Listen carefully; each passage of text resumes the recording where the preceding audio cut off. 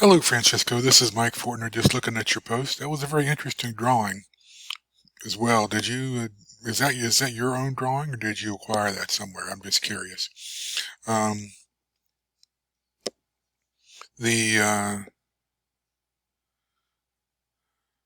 Yeah, one of the things that I'm interested in. You said the more force you apply, the more speed you might get from acceleration. That's probably true. But a lot of that depends on the friction of the surface and how free your wheels move. So those are all responses to the system, but that doesn't necessarily mean you've changed your applied force. But overall, this is a very good illustration of that, and a very good drawing, which is what caught my eye. So anyway, good work, very good work.